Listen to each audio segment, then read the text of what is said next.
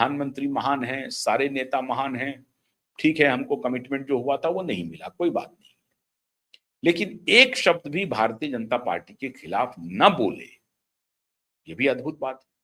उन्होंने कहा कि जिस दिन मैंने बीजेपी ज्वाइन किया, उसके एक दिन ही पहले सुपरस्टार रजनीकांत का मुझे फ़ोन आया और रजनीकांत ने कहा कि आप मेरे मूवमेंट में, पॉलिटिकल मूवमेंट में शामिल होइए। मतलब अन्ना की जो छवि थी या अन्ना का जो लड़ाकापन है, अन्ना की जो संघर्ष करने की क्षमता है, ये फ़िल्म स्टार रजनीकांत भी भली-भांति समझ रहे थे और इसीलिए उन्होंने आखिरी वक़्त में फ़ोन किया और ठीक 1 दिन के बाद उन्होंने बीजेपी ज्वाइन कर लिया। रजनीकांत की पार्टी कभी आई नहीं, रजनीकांत का पॉलिटिकल मूवमेंट चल नहीं पाया। अपेक्षा की जा रही थी कि रजनीकांत आएँगे और जैसे एमजीआर का मूवमेंट था, वैसे रजनीकांत लेकर के आएँगे क्योंकि सुपरस्टार और रजनीकांत एक माने हुए अभिनेता हैं, इसमें कोई शक नहीं है। लेकिन रजनीकांत आगे नहीं बढ़ पाए, विजय आगे बढ़ गए। लेकिन अब हुआ क्या इन 5 दिनों में? ऐसी क्या बात हो गई जो अन्नामलाई को बीजेपी का दामन छोड़ना पड़ा?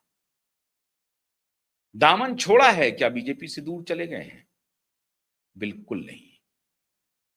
वो बीजेपी से दूर नहीं गए हैं। अगर आप को थोड़ी बहुत भी पॉलिटिकल समझ हो, तो आप कल्पना कीजिए, याद कीजिए उमा भारती के पब्लिकली कैमरा के सामने उन्होंने आडवाणी जी को बुरा भला कहा।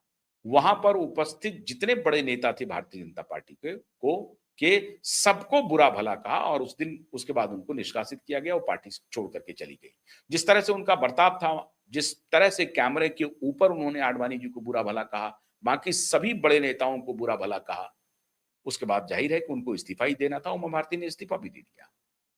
लेकिन बाद में उमा भारती वापस आई। गोविंदाचार्य नहीं आए, लेकिन गोविंदाचार्य उस तरह से आप कह सकते हैं कि वापस नहीं आए या उनको वापस आने की इच्छा नहीं हुई। वो एक अलग फ्लैंक पर चल रहे थे। वो एक चिंतक की भूमिका में थे। लेकिन अन्नामलाई ने अगर साथ छोड़ा है, तो अन्नामलाई ने यूं ही साथ नहीं छोड़ा। जो कमिटमेंट उनको भाजपा के अंदर रहते हुए पूरा नहीं हुआ, वो कमिटमेंट भाजपा के बाहर जाने से पूरा होगा। आप पक्का मान के चलिए कि अन्नामलाई इस मूवमेंट में अकेले नहीं है। मैंने 1 दिन पहले, 2 दिन पहले ही इस पर आपको विस्तार से बताई है बात कि अन्नामलाई भारतीय जनता पार्टी को छोड़े नहीं है। सामने से अन्नामलाई दिख रहे हैं कि उन्होंने छोड़ दिया है। अन्नामलाई अब सबसे बड़ी चुनौती जो नई सरकार है विजय, उसके लिए बनेगी। डीएमके अपनी राजनीतिक जमीन खो चुकी है। मैं इस बारे में आपको बता चुका हूं कि डीएमके के स्टालिन की अब वो राजनीतिक रसूख नहीं रहा, उनकी शारीरिक स्थिति ठीक नहीं है, उनके पुत्र में वो मादा नहीं है कि वो डीएमके को आगे बढ़ा के जाए। उनके अंदर भी बहुत सारे फैक्शन हैं, पार्टी के अंदर ही। अब पार्टी को डीएमके का जो सबसे बड़ा परिवार है, करुणानिधि का परिवार चलाएगा या करुणानिधि के बाहर के परिवार के लोग चलाएंगे, ये अभी तय नहीं हो पा रहा है। तो डीएमके अपने अंदरूनी विवाद में फंसने वाली है। एआईएडीएमके अंदरूनी विवाद में फंस करके तहस नहस हो चुकी है। कोई टेकर नहीं है उनका और इसीलिए एआईएडीएम से जो नेता आए भारतीय जनता पार्टी में, वो बीजेपी के अध्यक्ष तो हैं। उनको पार्टी नाराज तो नहीं करना चाहती है। हालांकि उनके ऊपर उनके दामन बिल्कुल साफ नहीं है, पार्टी जानती है। लेकिन पार्टी उनको बिना नाराज किए हुए रख करके देखना चाहती है कि एक बार अकेले एक बच्चे को पानी में फेंक दो, देखते हैं कि वो तैरना सीखता है क्या। और अन्नामलाई जब निगोशिएशन कर रहे होंगे तो जाहिर है वो ये कह रहे होंगे कि पार्टी में रह करके ये लोग मुझे काम करने देंगे नहीं और बिना काम किए हुए विजय को चुनौती दे पाना मुश्किल होगा। अगर आप ट्रेडिशनल पॉलिटिक्स करेंगे विजय के सामने, तो विजय आपके ऊपर भ्रष्टाचार का जो तमगा लगा हुआ है, उसको और एक्सपोज़ करेगा। तो आपकी स्थिति और खराब होगी।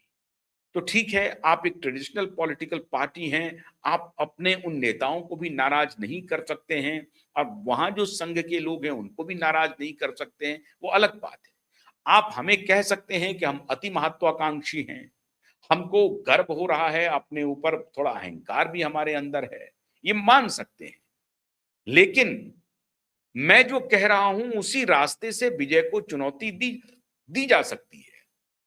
उस रास्ते से नहीं हो सकता है जिस रास्ते से डीएमके देना चाहती है या एआईएडीएमके देना चाहती है। ये दोनों विजय को चुनौती नहीं दे पाएंगे और अगर विजय को कोई चुनौती नहीं दिया और विजय आने वाले दिनों में पॉपुलर नेता के रूप में इमर्ज कर गए, क्योंकि उनके पास सत्ता है तो पर्स है तो फिर संसाधन है, तो फिर वो संसाधन का इस्तेमाल करेंगे।